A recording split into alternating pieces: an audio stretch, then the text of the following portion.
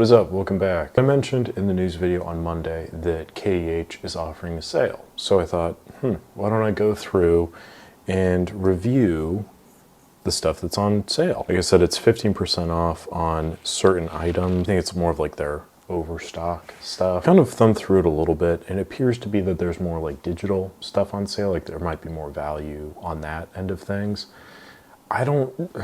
Here's the thing. There's a lot of digital cameras out there. It's not something I'm like super well versed in. I know general specs. I know some general stuff, but that's really not my expertise, especially with the still photography. Digital cameras, just not my thing. I do know quite a bit about film cameras, so I thought we would go through that. I've also checked out the sale lenses. There's like some okay deals, to be honest, but unless you're looking for something in particular, it's going to be a little bit of a harder sell, in my opinion. So we're going to do the price ascending to sort them out, because the film cameras are obviously less expensive.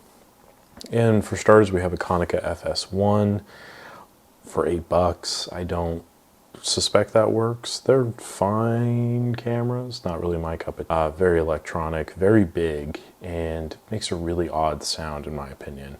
You're kind of going to want to stay away from the autofocus point and shoot cameras, any of like the Minolta Maxim 4000s and stuff like that, the 3000 or 300, 400, the ones with like the weird hot shoe, I tend to avoid. They feel very hollow and they sound clunky. Like when I think of those, I think clunky because they're big plastic monstrosities.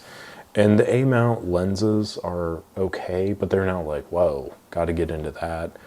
I think something like even this N60 here from Nikon, it's a little bit, again, bulky, clunky, but you have access to the F series of lenses, which are fantastic, and it's Nikon, so it's like, you know, a little bit better.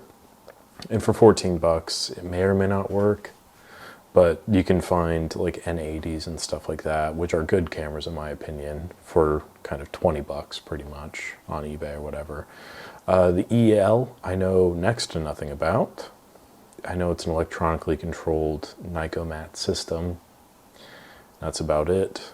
I would stay away from the Polaroids, honestly. Just get an Instax. That's kind of been my go-to. I don't know too much about like the new Polaroid systems, but I think those, I've heard good things, but I've also heard like a little bit cheap at times. Konica C35, those are pretty solid little cameras, kind of an equivalent to like the Olympus Trip series and stuff like that. They're okay. They're not, like, if you want something like that, then this is something to maybe look into, but I'm not really too big into them. The Himatic 7, kind of that same thing. It's pretty big. It's like Yashica Electro size. It has that same kind of like hollowness that the Electro has, but the optics, if I remember correctly, are fairly sharp, and it has a very nice vintage aesthetic to it. Stay away from Weathermatics too. Who knows about the electronics in there. The Rolleiflex SL35, I think that uses a proprietary mount or something like that.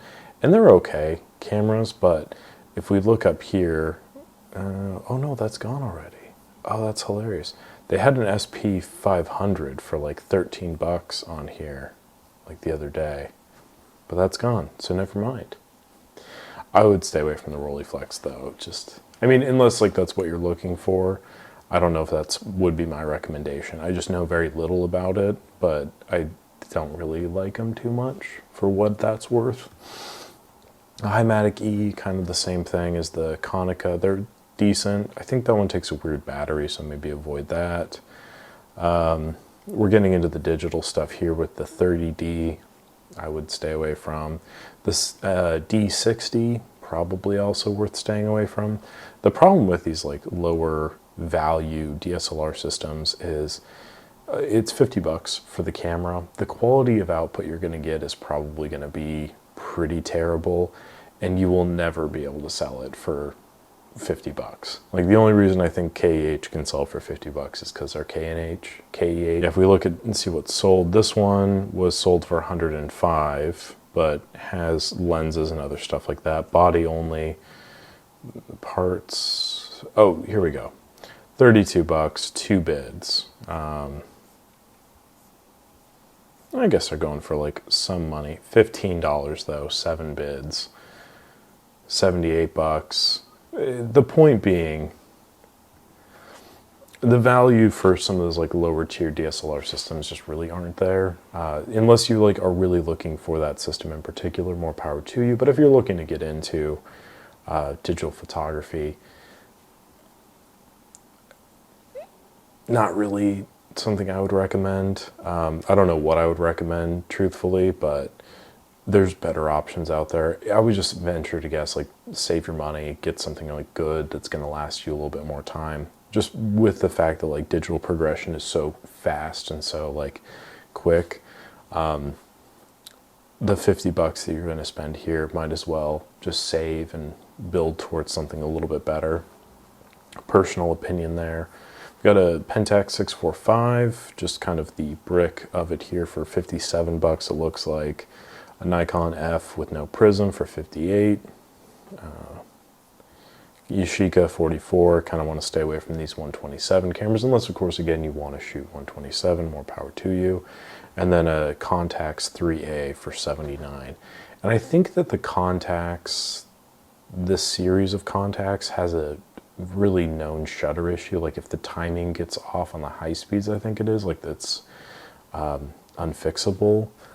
It might be that or something different. I don't really remember. I just remember vague conversations about that. The other thing too about the 127 cameras is for $10 more, you can get a Rolleicord 120 camera for 107 bucks. Just get that. Like it's a significantly better camera in my opinion, and also the film is going to be much more affordable, much more prolific, I would say. Let's see, 35 millimeter film.